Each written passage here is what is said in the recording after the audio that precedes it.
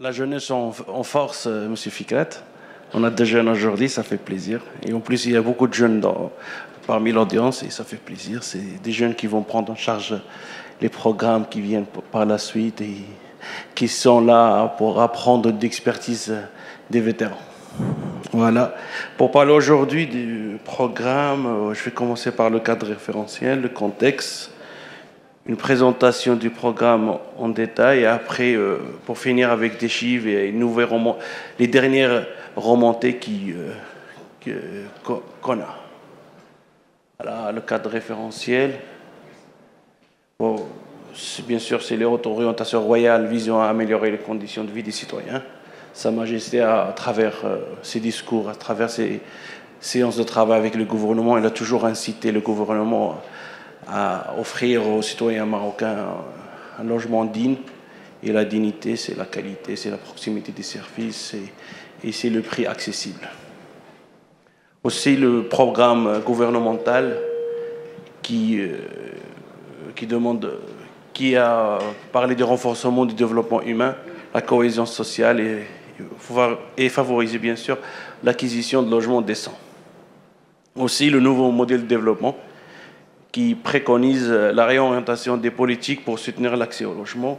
Et enfin, le dialogue national d'urbanisme d'habitat qui a été mené par le ministère et dont le résultat préconise aussi permettre aux citoyens de bénéficier d'un logement décent et de qualité. Contexte, comme vous savez tous, on est arrivé à l'échéance du conventionnement des programmes aidés par l'État en 2020, notamment le LS à 250 000 dirhams, qui a été à un moment le principal levier économique et social du secteur. De l'autre côté, pour une question de prise de vue. De l'autre côté, vous avez la même chose. On aurait dû faire... Ah, je bouge. Ah, j'ai besoin... Normalement, je dois bouger, mais pas ici. Non. Aussi, dans ce même contexte, c'est l'impact des crises. La crise pandémique, l'inflation économique mondiale et la crise climatique, tout ça a eu un impact sur le pouvoir d'achat des ménages et la production. Tout ça a favorisé l'affaiblissement de la capacité d'achat des ménages et du dynamisme de l'offre de la demande. Aussi des indicateurs macroéconomiques à tendance baissière. Le taux de contribution du secteur immobilier dans le concours à l'économie, il est arrivé à moins 4,% entre 2021 et 2022. Tout ça a ralenti l'activité économique.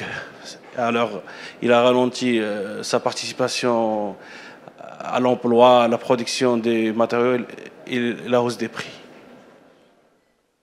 Comme vous savez tous, notre pays, depuis l'indépendance, l'exode rural, les villes qui grandissent et la pression sur les villes augmente.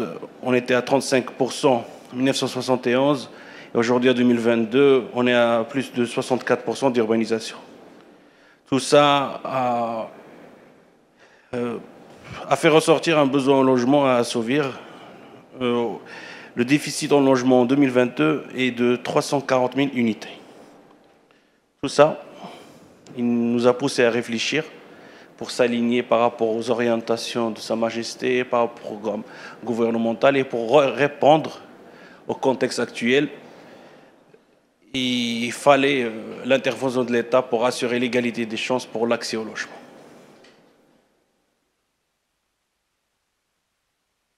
Voilà, le programme. Le programme, il a commencé... Première date, c'est le 1er janvier 2023.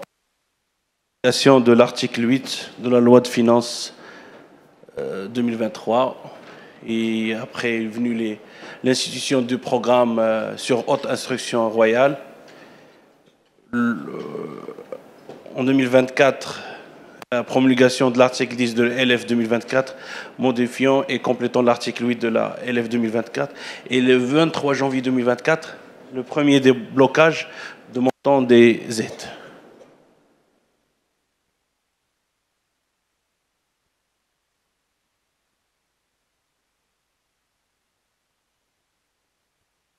Voilà. Comme vous savez tous, les montants de l'aide, on a deux segments. 70 000 dirhams pour les logements entre 300 000 dirhams et 700 000 dirhams, et 100 000 dirhams pour les logements dont le prix d'acquisition est inférieur à 300 000 dirhams. Les conditions de l'octroi de l'aide, c'est être marocain, bien sûr, ne pas être propriétaire et n'avoir jamais bénéficié d'un avantage accordé par l'État, et affecter, bien sûr, le logement pour son habitation principale durant 5 ans.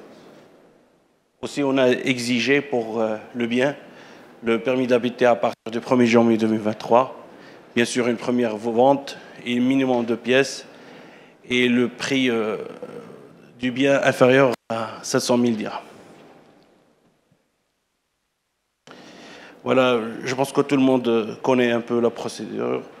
On a opté pour la dématérialisation de la procédure et on a conclu une convention avec la CNRA, que je remercie aujourd'hui, que grâce à elle, on a pu offrir une expérience digitale pour le citoyen marocain. Il suffit qu'il insère sa carte CIN et après le process, il prend marche. Il n'a pas à chercher des papiers de l'Muqata'a ou de l'Muhafada. C'est fini tout ça.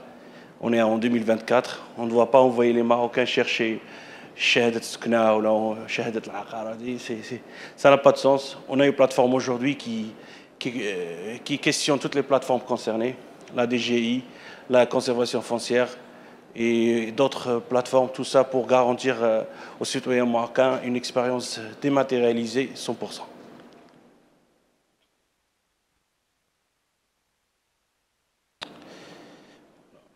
Alors aujourd'hui, chiffre du 29 mai, on a plus que 12 000 bénéficiaires. On a 75 000 demandeurs inscrits, dont 90% ils sont éligibles à l'aide directe au logement. Deux indicateurs pour moi qui sont très importants, c'est 3% pour les Marocains résidant à l'étranger et surtout 43% pour les femmes. 43% parmi les bénéficiaires, c'est des femmes. Et ça, pour moi, c'est un indicateur qui répond à la dynamique sociétale, qui répond à la nouvelle situation de la femme dans la société, l'émancipation de la femme et l'accès de la femme à l'emploi et l'accès de la femme à l'autonomie financière. Aujourd'hui, parmi les aides versées, 42% concernent la tranche, le segment moins de 300 000 dirhams et 42, donc 58% concernent le segment entre 300 000 dirhams et 100 000 dirhams. La région championne du programme, c'est Fès Meknès, après Casablanca et Rabat. Après, les provinces championnes du programme, c'est Fès, Barchid, Meknès, Kinitra et les préfectures de Casablanca. On a le produit qui réussit. Il y a de l'offre et bien sûr, il y a de la demande. Aussi arrive en première position la répartition des aides versées par nombre de pièces à 44% pour 3 pièces. Donc, l'offre n'a pas touché à la surface, il n'a pas touché à la qualité du logement offert aux citoyens. Les perspectives. Bon, écoutez, à 4 mois, on sera précipité de créer une victoire, mais on a des retours très positifs. On a des indicateurs qui peuvent parler à notre place. Une augmentation de la consommation de ciment de 21% en avril 2023. L'augmentation de crédit de l'habitat 1,4% et aussi l'augmentation du financement participatif à l'habitat de 13%. Et ce qui est remarquable aussi, c'est l'augmentation des crédits destinés aux promoteurs. Et ça, c'est plus 4%. Donc, les banques ils financent davantage l'investissement dans le secteur de l'immobilier. Voilà.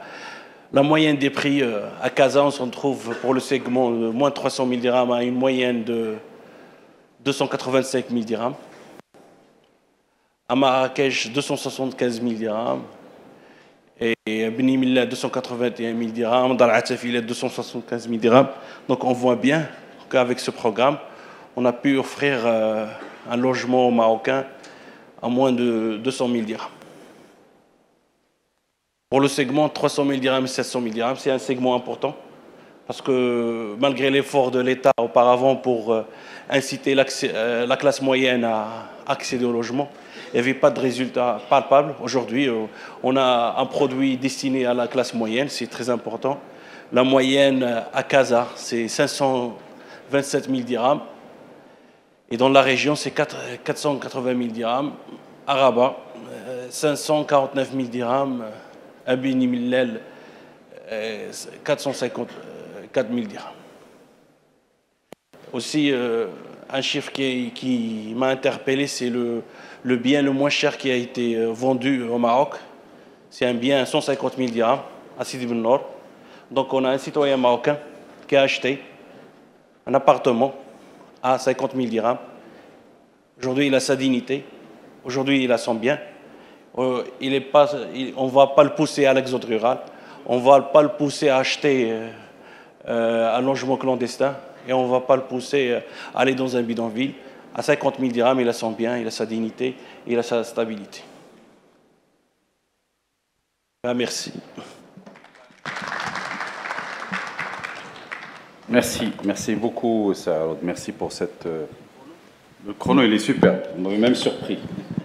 Là, j'allais vous dire, quelques 2 minutes. Et puis, en tout cas, très bien d'avoir respecté le timing et très bien d'avoir fait ce tour d'horizon. On voit bien qu'il y a un programme. Merci. Un programme assez intéressant, même si vous dites qu'il ne faut pas crier victoire, mais il y a quand même des prémices assez positives. Et je crois que l'un des avantages majeurs, c'est que ça va permettre au ministère déjà de constituer une bonne base de données sur le secteur et une bonne connaissance de la typologie de ce qui se passe au Maroc en matière de logement. Mettons toute notre énergie au service du bâtiment et de ses professionnels. Unis, nous sommes plus forts.